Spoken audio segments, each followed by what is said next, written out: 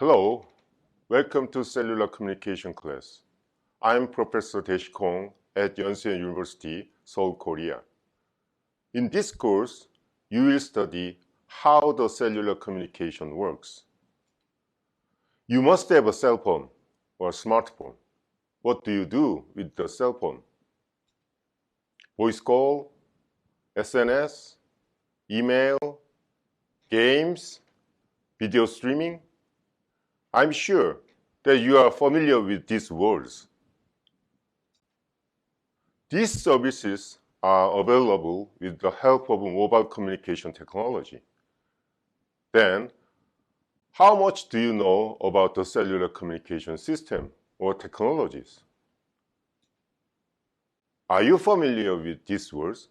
Data rate, bandwidth, BR, RSRP, SINR? If you know more than half of these, I could say you are a specialist in the area of mobile communication system. None of this? Don't worry about that. If you take our course series, then you will become familiar with this. These words are basic parameters in mobile communication systems. Actually, you can see these parameters easily in your own phone. Please pick up your phone.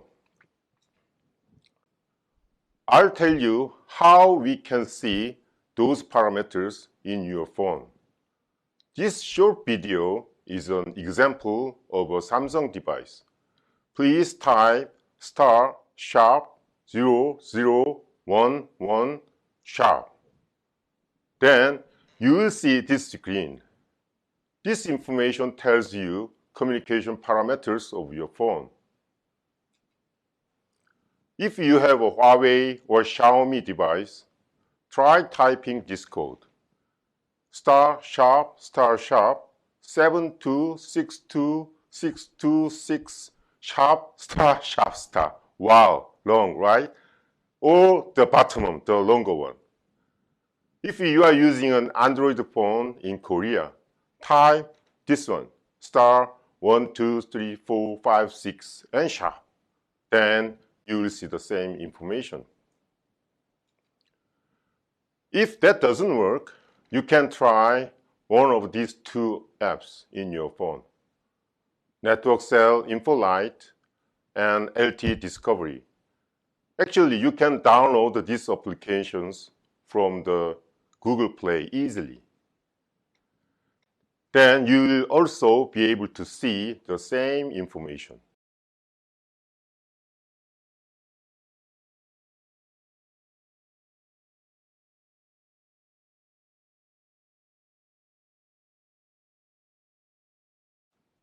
Finally, if you have an iPhone, type this code. Then you will also be able to see this information. Okay, then let's talk about with this screen. Have you ever seen this information before? I think you do not. ARFCN, bandwidth, band, cell ID. Actually, this screen shows the wireless communication information for your cell phone, as I already told you. Among them, I'll explain three basic parameters. The first one is bandwidth, or BW. Your cell phone shows how much bandwidth you are using now. If you are using the LTE system, it may show 10 or 15 or 20 megahertz bandwidth. In the yellow box in the figure, you can see that the bandwidth is 20 megahertz. If the bandwidth of your phone is 20 megahertz, you can send twice as much data as with a 10 megahertz bandwidth. That is, if your phone shows a bigger number in the yellow box, the bandwidth, you are using wider bandwidth, and that means you can send more data. The second one is the frequency band indicator. Typically, the frequency band is fixed by the mobile network operator. In Korea, there are three operators, SKT, KT, and LGU+. And SKT Telecom uses band number 1, number 3, and number 5. If you are using band 1, that means your phone is using 2100 megahertz frequency.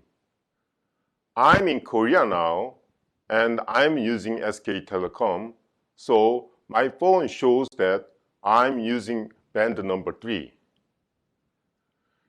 You can see this in the yellow box. That is, my phone is using the 1800 megahertz frequency. If you are in the United States and are using Verizon, the band will be number 2, number 4, and number 13. So if you are using band number 13, your phone is using 700 megahertz frequency. The last one is the ID of a base station. Every base station has an address. In order to assign a different address to each base station, we are using two parameters, PLMN, that means Personal Land Mobile Network, and the physical cell ID. PLMN represents the operator, and the physical cell ID is the local base station ID. Let's go to the figure. And please see the Android case. In the first yellow box, the PLMN is 45005. This number is assigned to SKT in Korea. And the second box, physical cell ID, is 163785354. With these two information, we can recognize that which base station I'm now connected to.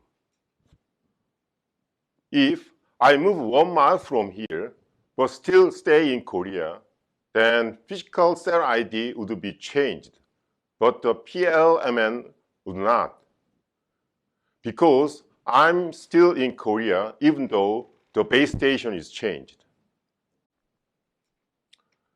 Well, I have just explained the three basic parameters for wireless communication in my cell phone. Do you understand what I explained? Bandwidth, frequency indicator, cell ID. I hope you say yes.